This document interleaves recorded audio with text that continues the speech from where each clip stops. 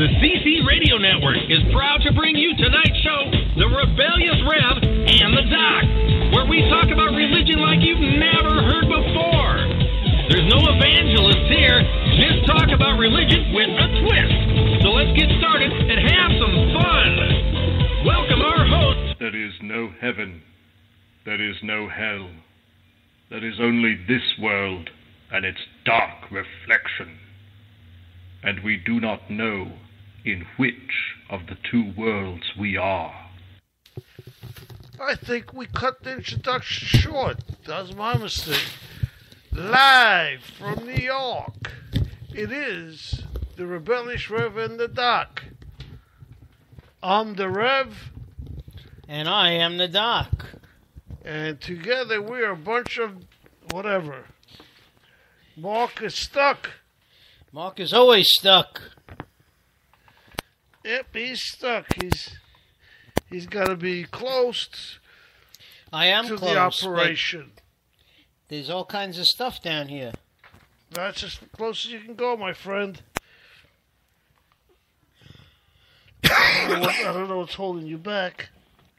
Well, ladies and gentlemen, you'll excuse us for being late. The Rev had to speak to the doctor regarding his wife's health. He'll give us an update. She is in rehab now, which is a good sign. At least she's out of the hospital. But like I said, the Rev will tell us what we need to know. So I'll just turn the show over to him before we say anything about anything. Well, let's see. First thing first, we're opening up the chat room. We are also, our phone lines are open. 646-595-3275. Okay, let's see. My wife was released from the hospital after 2 days of chemotherapy, and day before yesterday, which was Wednesday, I guess, she was released to rehab, where she will be for 2-3 weeks, maybe a month, we'll see, to try to get her stronger and get her strong enough so she can continue taking her chemo, because, you know, if she can't take her chemo, her time is very limited, and at least now she has a chance, hopefully, of being able to continue with a little bit of chemo. We have an appointment set in 2 weeks for another chemo session, and if all is good, her numbers are good, we will go ahead with it.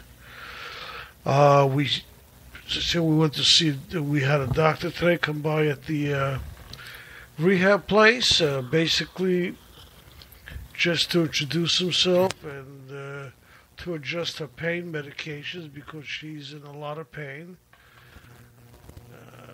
This cancer she has caused her to have a lot of compressed vertebrae, which is very painful.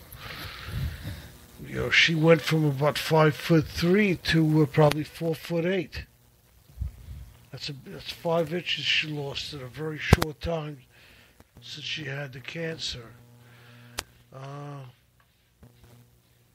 But God willing, if everything is okay, as I said, she'll be with us a little longer than hopefully what the doctors think she has. At least she's not going to, as I originally thought, she's not going to hospice right away. They did decide to try some chemo on her. So that's about it. Any questions, Doc? No, it all sounds to be good news. Yeah, I hope so. Now with regard to the show... Yeah, that's a strange title we got today. Excuse me? This is a strange title for a religious show. Israel importance in the world today. Well,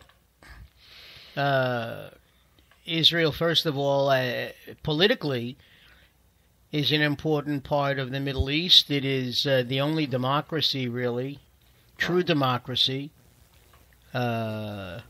You know, when you look at a map, it's a little dot surrounded by all those Islamic states, it's amazing that it has survived, God willing, as long as it has.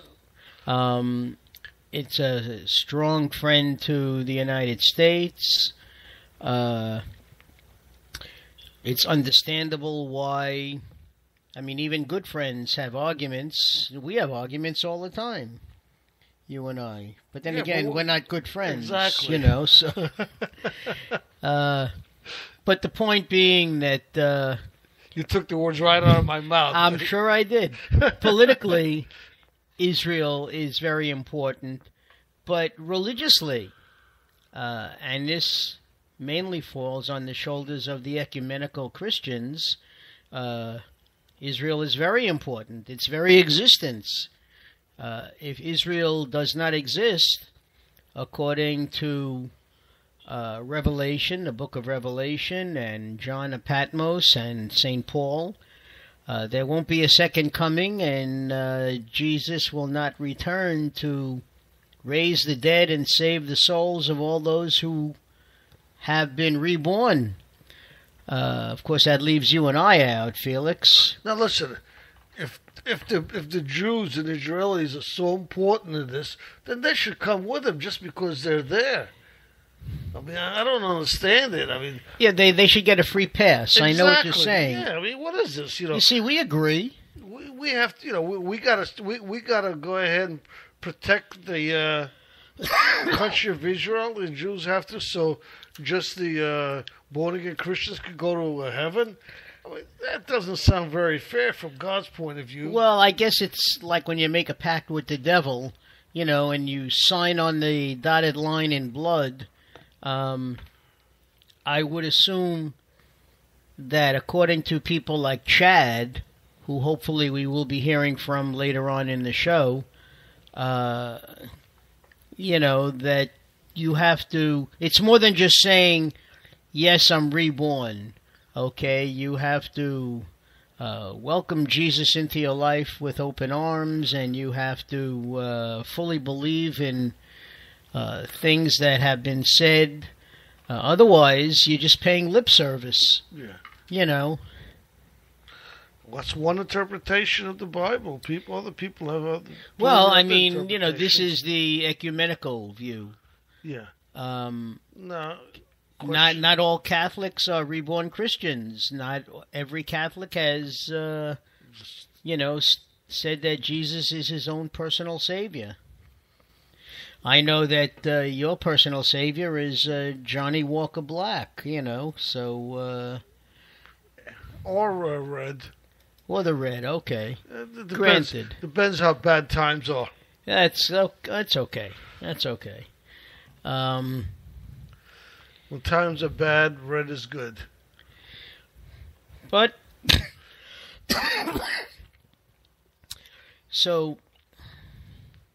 What are your feelings about this? I mean, I know you've just finished saying that, we should get a free pass being Jewish. Well, yeah. But other than that, being serious now, I'm serious. That's a serious... I'm being serious. If Israel is the one that's the savior, basically, of the Christian religion, which is what they say... Why are we? Why do we have to do it? Anyway, but what I want to say is, Israel is very important in a lot of other ways. The most holy sites of the Catholic religion, Jewish religion, and Muslim religion are there. That's right, all in Jerusalem. And if ISIS gets it, they're going to destroy everything. Just think of the catastrophe it would be. They destroy the Wailing Wall. They will destroy everything. I really don't think ISIS would stand much of a chance against a united religious front, because that's what they would probably find when it comes to defending Jerusalem. I'm sure that the Muslims would, defend the Dome of the Rock. The Jews would certainly defend the the remnants of the Second Temple that's still left. And you have the very spot where Jesus was crucified. So you have all three, as you said. Yeah. I don't think they'll be able to do it, but I'm just showing the importance of what Israel is. You know what the sad thing is? ISIS couldn't care less. They really don't care who they upset. What the general reaction will be to things that they do. They have their own agenda. Yeah. I mean, they just destroyed a holy site, I guess, for the Shiites, I believe, right? The other day. Yes. So, they really don't, it's them and that's it. Anybody else, doesn't matter. It's a shame. Oh. Now you want this. Yeah, actually, this is, yes. I was reading his card. That's my doctor's card. Well, we're talking here. This is a show. We shouldn't be whispering to each other during the show. Very unprofessional on my part. Well, it certainly beats chewing. Oh, chewing is good. But anyway, as just a reminder, I did speak with Chad earlier in the day. He is very anxious to become part of this conversation. We anticipate his calling somewhere around 10 o'clock. So Felix, the Rev, and I will try to hold on to... Yeah. Okay. I don't know. I assume that's not the Rev. I'm going to put on a song. That is the wrong phone. If that is the wrong phone, I'm going to put on a song. Hold on, please. Hold on. Let me see. Okay, we're going to... And then you have a couple of calls to make. People may be calling in. All right.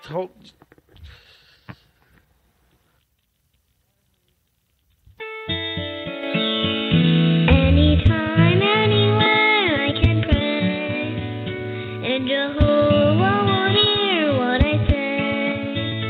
When each morning I wake, I remember to take just a moment to thank Him for this day, for the wonders I find on the way. In my mind, in my heart, I can pray, even when there's a crowd and I can't pray out loud. Still, Jehovah will hear me anyway. Anytime, anywhere, I can pray, and Jehovah